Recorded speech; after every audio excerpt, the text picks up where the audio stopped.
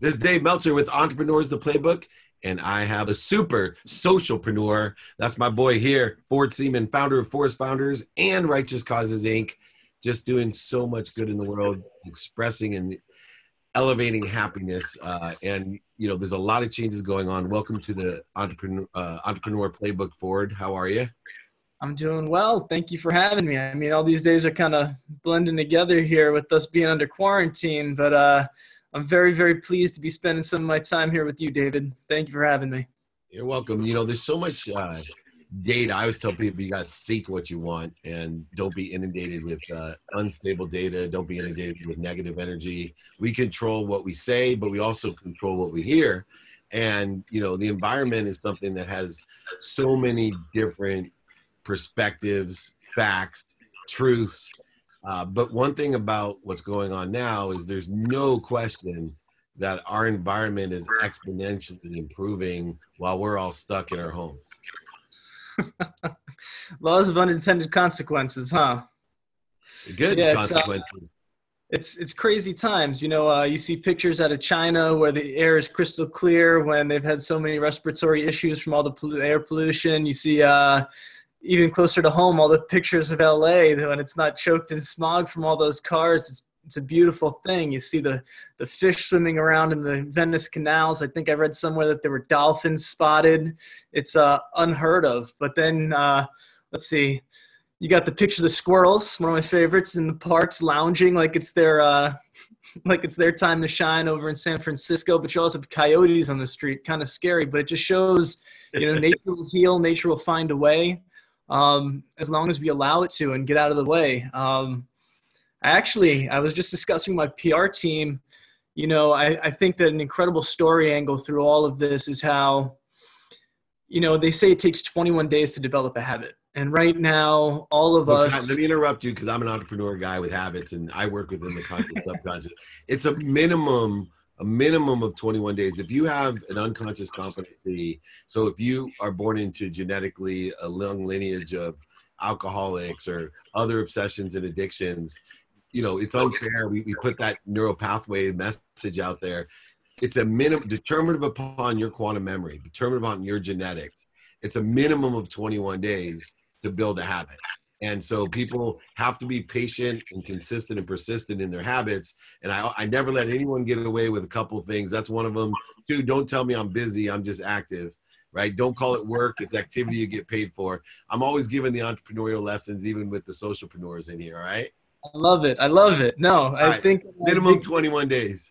They go hand in hand. I look at myself as an entrepreneur, but I try to focus on the social good side. But I'll tell you, I think minimum of 21 days to make a habit. I don't know how many days it takes to break a habit, but right now we all have the ability to kind of stop and really reflect on life and create new habits. We're not all driving around and we're seeing the effects it's having on the environment. I think it'd be really irresponsible of us if we didn't kind of think about how we could change our actions and behaviors for the greatest good during this time where we have so much time to reflect. I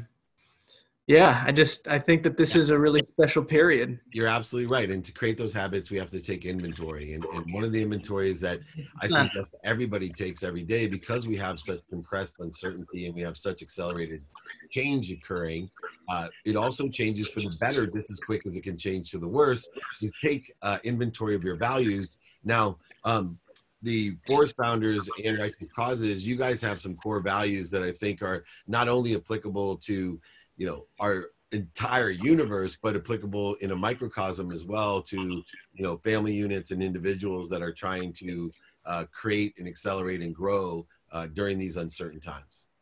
Yeah, thanks for bringing it back to the basics here. I'd love to dive into Forest Founders and Righteous Cause a little bit more. Forest Founders was born pretty much the same time as my daughter.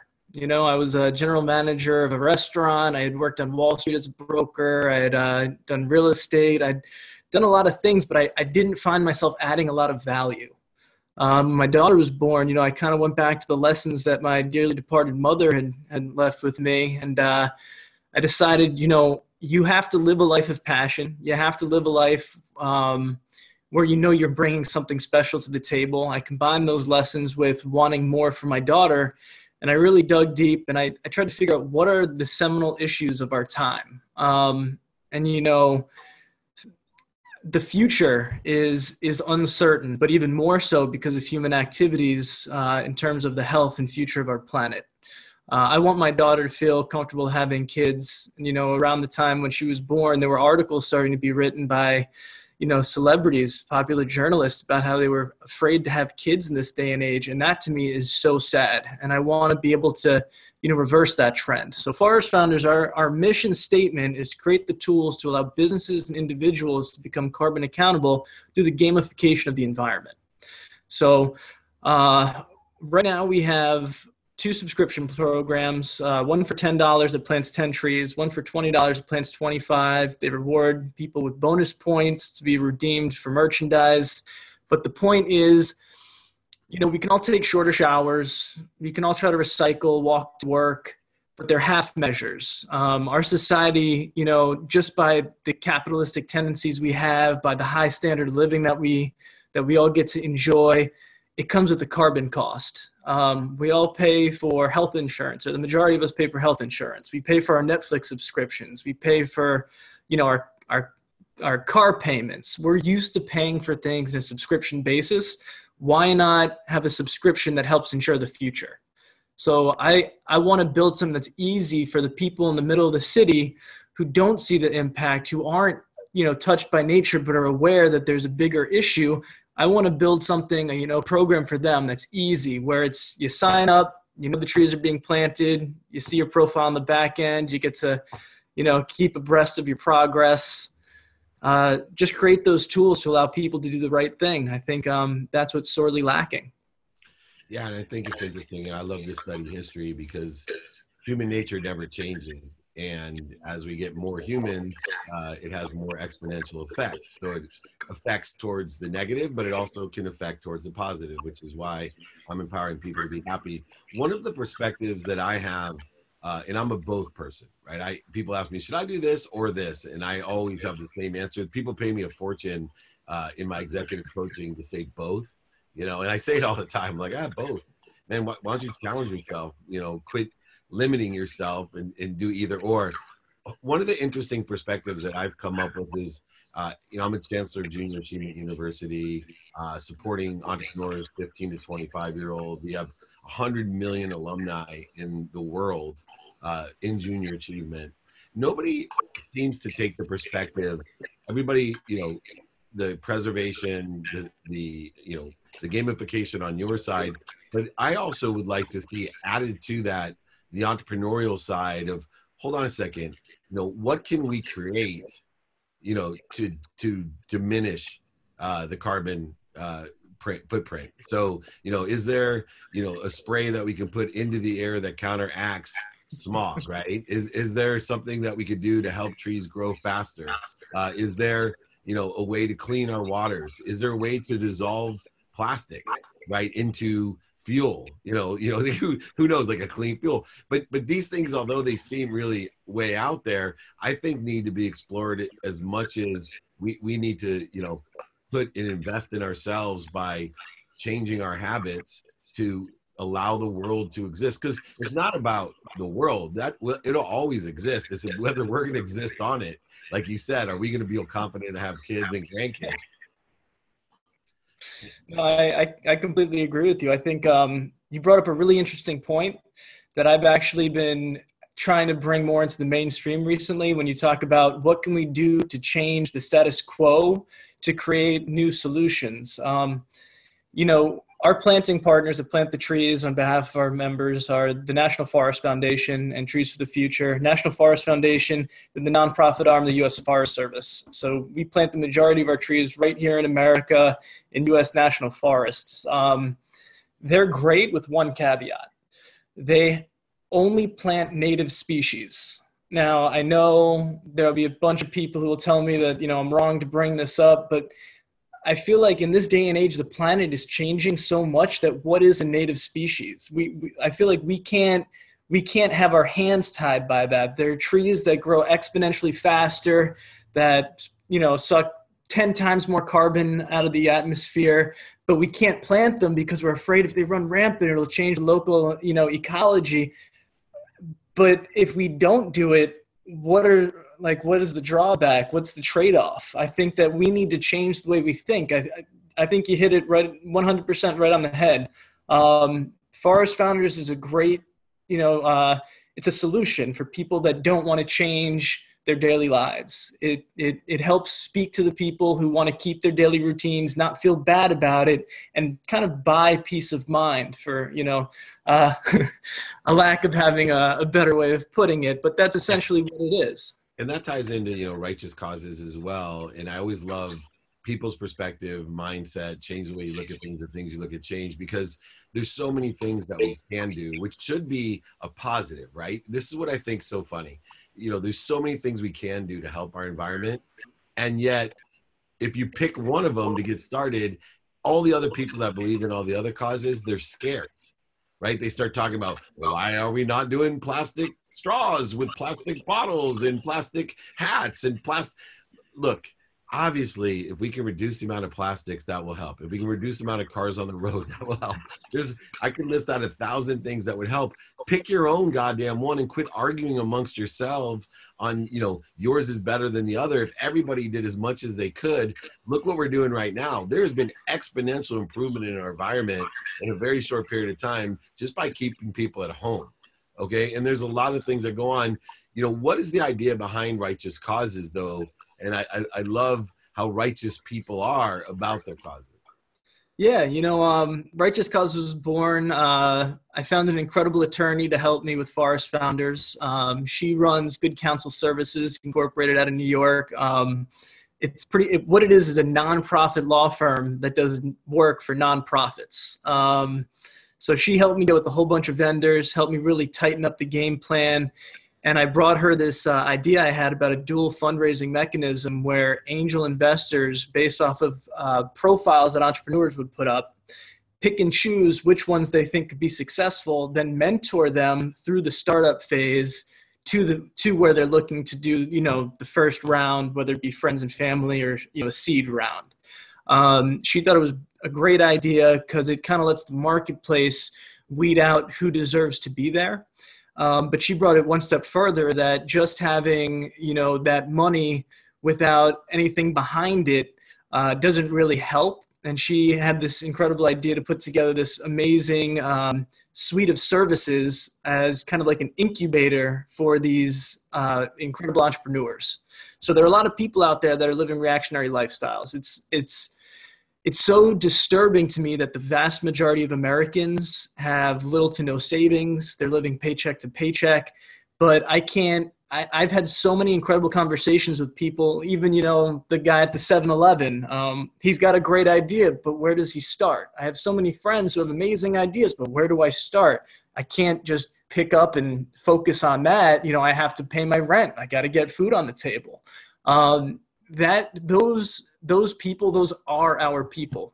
What we do at Righteous Cause, we're developing a program that allows mentors / angel investors to come in, donate, or basically subscribe to these entrepreneurs. We have a $5,000, a $10,000, a $15,000 package, and depending on what the entrepreneur's needs are, we connect them with our vetted list of vendors who can help provide them the services needed to get to the point where they can actually go for a real seed round. Then at that point, the angel investor has first right of refusal. They can stick on with the company if they think that there's a lot of potential there, or they can decide that they want to tack on an extra 5, 10, 15 grand, whatever it was that they came in for, to get their money out beforehand to go and kind of go right back into the cycle of mentorship. So it's, I like to call it an innovator incubator, but it really, it stemmed from the conversations I've had, from the issues that I've had. I'll tell you, every entrepreneur thinks their baby's the cutest. But really what it is we've put so much time and energy into developing something. It's so hard for us to hear that there might be a better, easier way to do it. But once you kind of get over the ego aspect, your world starts opening up. I saw you with Claude Silver a couple days ago on LinkedIn. I dropped by. You were talking about all the money you've spent to learn lessons. I have I like to call that the dumb tax. Yeah, me too. It's in my book, The Dummy Tax. That's exactly, I give a dummy tax award at my company where everyone tells me the biggest mistake and lesson that they learned, and then I give a bonus for who made the biggest mistake with the best lesson. You just don't want to make those lessons twice. But yeah, you're the only one I know that knows my thing. The dummy tax. I love it. Dummy tax award. I love it. It's incredible, but it's so true, because as an entrepreneur, if you're an entrepreneur and you don't learn from your mistakes, you're not an entrepreneur. You're a wantrepreneur.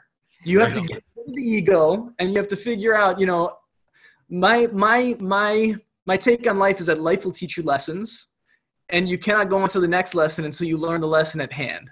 Let me add to that.